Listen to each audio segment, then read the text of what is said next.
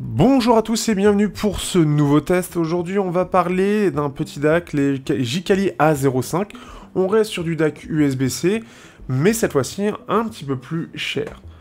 On est donc sur un DAC qui est vendu un peu moins de 15 €, encore une fois sur le site Chiffy Audio France, donc n'hésitez pas à passer, c'est envoyé de France pour vous, les choisis sélectionnés pour juste garder le meilleur et essayer d'avoir un bon rapport qualité-prix. Pour l'instant, vous êtes de plus en plus nombreux à venir, à avoir de l'intérêt, et merci beaucoup pour le soutien. Les commandes viennent petit à petit, et on va voir un peu comment ça évolue, mais il y a des surprises qui arrivent prochainement.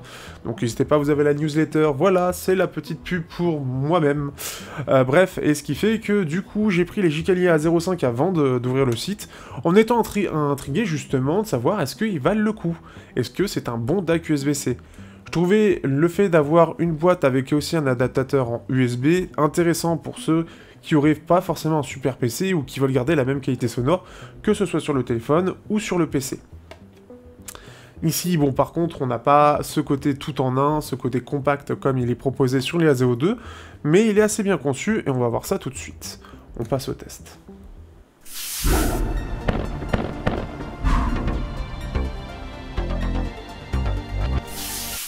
Du coup, au niveau du design, on se retrouve sur un DAC USB-C tout à fait classique. Puisque, donc, on va voir la partie principale avec le nom du DAC, puisqu'on est sur un CX31993 CX Pro, voilà. C'est assez répandu, hein, à ce prix-là, on en a pas mal, et souvent c'est les mêmes noms, ou c'est le même modèle. Donc ici, c'est Jikali qui le vend, en tout cas, c'est eux qui ont l'air d'être un OEM dans le style, à vendre pas mal de DAC USB-C. Ça a l'air assez bien fini, alors c'est du plastique, ça a fait l'effet métal, mais c'est du plastique, avec un câble qui est torsadé, qui est vraiment, je trouve, de très bonne qualité, en tout cas visuellement ça fait très très propre, et ce petit côté bleu et blanc qui fait assez joli. Et après donc on a la partie jack. Donc pour moi qui l'ai déjà depuis quelques temps et qui me balade avec, je le trouve plutôt résistant, il faudra quand même voir dans le temps tout de même, mais ça a l'air d'être quand même assez qualitatif puisque je l'ai depuis quelques mois maintenant et que je me trimballe quand même régulièrement avec, ou j'ai tendance à pas mal jouer avec derrière. Ça, c'est une première chose. Donc, comme j'ai dit, il y a l'adaptateur et il y a la boîte en métal. Pareil, je l'ai pris, hein, c'était quelque chose qui était optionnel, mais c'est toujours bien pour pouvoir le ranger ou au moins avoir une boîte de qualité. Donc déjà, en termes de design, ça a l'air vraiment propre, et ce qui fait que ça a l'air de durer. En tout cas, pareil, j'ai pas eu de retour négatif jusqu'à maintenant pour ceux qui l'ont pris sur le site, puisqu'il est déjà disponible. Oui, je sors le test après la mise en place du produit sur le site. C'est très très bien en termes de pub. Au niveau de la qualité sonore, du coup, on est sur un CX31993, ce qui fait que c'est plus puissant que celui du A02, avec une sortie à 32 ohms de 65 mW. C'est vraiment pas mal et ça va permettre d'alimenter un peu plus de casques et d'intra qui vont être un peu plus gourmands. Du plein air passera beaucoup mieux dessus par exemple. Donc ça c'est une bonne chose. On n'est pas loin de ce que propose le Shanling UA1 qui est vendu alors avec un meilleur DAC dedans mais avec une puissance de 80 mW. Donc c'est une bonne chose. Il est d'ailleurs un peu plus compact que celui-là, mais forcément le DAC étant un peu meilleur, bah voilà, ça prend plus de place. Ce qui fait qu'on a quelque chose qui est intéressant en termes de puissance, puisqu'on va pouvoir alimenter des choses qui sont à 45, 50, 60 mW, du plein air passe dessus, et c'est plutôt cool.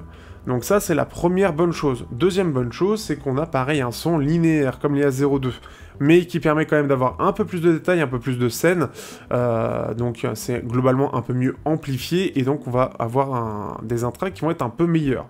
L'avantage en plus de ça, c'est que c'est reconnu officiellement, donc on n'a pas de message d'erreur, comme sur le A02, sur le fait que ce soit du officiel ou non. Donc ça, c'est une bonne chose, c'est que le fait que ce soit déclaré de façon officielle sur Google. Je trouve ça cool. Et en plus de ça, on peut le brancher sur Windows, et ça marche bien. On a un souffle qui peut être un peu plus présent que sur le A02, du fait que ce soit un DAC un peu plus performant, mais ça reste en soi de l'entrée de gamme, ce qui fait que pour des intras sensibles tels que les T800, on entendra un petit peu plus de bruit.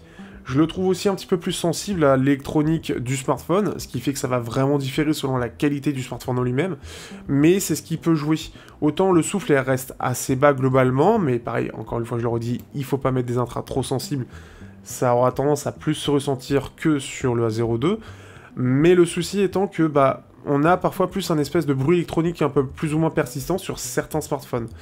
Donc ça peut le faire. Donc des smartphones un peu bas de gamme, ça va peut-être un peu plus se ressentir. Après, globalement, ça marche plutôt bien. Pareil, le réglage du volume reste assez propre et linéaire, ce qui fait que c'est bien géré, et globalement, il reste agréable à utiliser au quotidien, dans le sens, il n'y a pas de mauvaise surprise, je trouve. Ce qui fait que je l'ai pris justement parce qu'il permet d'avoir un peu plus de puissance, et par exemple, pour les TRNTA2, c'est un peu plus adapté, puisqu'on a cette fois-ci des intras où c'est mieux d'avoir une meilleure amplification, et on risque pas pleinement d'en profiter, par exemple, avec les A02. Donc ça, c'est la bonne chose. Ce qui fait que c'est vraiment sympathique, et le fait d'avoir autant de puissance à ce prix-là, c'est quand même pas mal. C'est un bon rapport qualité-prix, et du coup, le Cirrus Logic est vraiment performant. Bien évidemment, ça nous met du décodage à 384 kHz, etc. On s'en fout. De toute façon, le DAC n'est pas ultra performant, il peut clairement décoder très haut, mais ça sert à rien. Sachez que de toute façon, le côté hi-fi de tout ça... Mais ce qui fait que c'est très honnête, et je trouve que pour une quinzaine d'euros, c'est un bon rapport qualité-prix. Pareil, sa qualité de construction est plutôt bonne, je trouve, surtout le tressage qui est fait, qui est vraiment très propre, et je m'attendais pas forcément à ce point-là, et qui me met plus en confiance que par rapport au Schanig U1, qui est assez joli avec son côté tressé en tissu, mais du coup, ça se voit un petit peu qu'il commence à se désagréger. Là, c'est pas encore le cas, donc j'espère que ça va persister, hein, mais normalement, de ce que j'ai testé, je l'ai quand même pas mal testé, malgré les torsades, etc., il a vraiment très bien tenu. En comparaison rapide avec les autres DAC, du coup, alors face au A02, c'est plus technique. Face au... Donc c'est plus technique, hein, comme j'ai dit un petit peu tout à l'heure. Face au U1, c'est alors un peu moins technique, mais c'est un peu plus linéaire, je trouve. Donc on a un petit peu moins de détails, mais c'est plus linéaire. Parce que sur le U1, Schanig a tendance à mettre un petit peu plus de basse, un petit peu plus d'aigu, donc ça peut se ressentir un petit peu. Et face au DDI-FI TC35B, je trouve qu'il se rapproche plutôt pas mal. Le DDI-FI est à 32 mW, donc ce qui fait que sur des intras qui demandent un peu plus de puissance, ou qui l'avalent sans problème, ça va se ressentir. On a un son qui est un petit peu moins net, je trouve. Il y a quelque chose, on sent que c'est un petit peu plus faible, alors qu'il est un peu plus cher. Donc je les aime bien, mais... je trouve que celui-ci est mieux là-dessus. Après, l'avantage du DDI-FI, c'est qu'il amplifie plutôt bien, et surtout, on a quand même moins ce souffle. Et il est très compact. On est sur des choses différentes. Du coup, ce DAC USB-C est vraiment sympa, il est complet, son petit adaptateur, c'est le petit plus qui fait plaisir. Et globalement, pour 15 €, il vaut carrément le coup, je trouve. Donc du coup, si vous êtes intéressé, n'hésitez pas, vous avez le lien dans la description, et on se dit à bientôt. Parce que là, il commence à y avoir à 23h30 des camions qui se déplacent à côté de chez moi, donc on va terminer ça vite fait. N'hésitez pas à liker, partager, commenter, à suivre Chiffy Audio France aussi, la newsletter aussi, toujours, ça fait plaisir. Et si jamais après vous avez des questions pour quoi que ce soit, n'hésitez pas dans les commentaires, n'hésitez pas sur le chat, sur le Discord aussi. Sachez que le Discord aussi, ça fait un peu crash test, ils sont très curieux, ils n'hésitent pas à acheter et tester.